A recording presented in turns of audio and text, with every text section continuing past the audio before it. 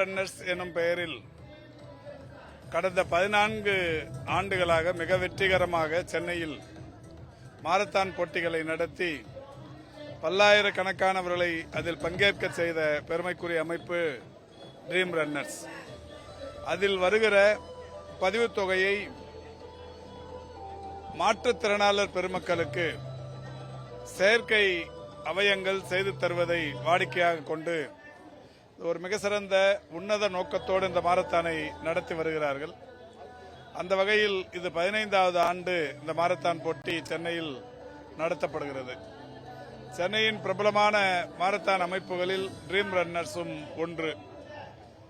எங்களை பொறுத்தவரை தொடர்ந்து இந்த ட்ரீம் ரன்னர்ஸ் நடத்துகிற போட்டிகளில் பல ஆண்டுகளாக கலந்து கொண்டு வருகிறோம். அந்த வகையில் இந்த ஆண்டுமே என்னுடைய 169வது மாரத்தான் போட்டியில் பங்கேற்கவிருக்கிறேன். இதுவரை 168 மாரத்தான் போட்டிகளை முடித்து ஒவ்வொரு ஆண்டும் என்னுடைய வலைதள பதிவில் இளைஞர்களிடையே உடற்பயிற்சிக்கான விழிப்புணர்வை ஏற்படுத்தும் நோக்கத்தோடு ஓடுகிறேன் என்கின்ற வகையில் அதை செய்து கொண்டிருக்கிறோம். மிகப்பெரிய அளவில் அதனால் இளைஞர்களிடையே பெரிய மாற்றத்தை நான் போகிற இடங்களெல்லாம் காண முடிகிறது. அந்த வகையில் இந்த ஆண்டும் என்னுடைய 169வது இந்த மாரத்தான் போட்டி என்பது இளைஞர்களிடையே உடற்பயிற்சிக்கான விழிப்புணர்வை ஏற்படுத்தும் முயற்சியாகும்.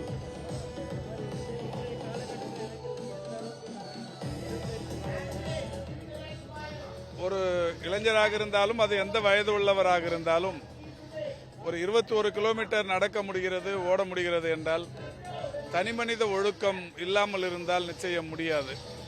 எனவே இந்த போட்டிகளில் கலந்து கொள்வது என்பது தனிமனித ஒழுக்கத்தை வலியுறுத்துகிற இன்னொரு மிகப்பெரிய அம்சமாகும். எனவே மனிதனாய் பிறந்துவிட்டால் தனிமனித ஒழுக்கம் மிகவும் முக்கியம். அந்த வகையில் உடற்பயிற்சிக்கு அந்த ஒழுக்கம் பெரிய அளவில் துணையாக இருக்கும் என்பதை இந்த போட்டிகள் உணர்த்தி வருகிறது. உலகம் முழுவதும் இந்த மாரத்தான் போட்டிகள் பிரபலமடைந்து வருகிறது.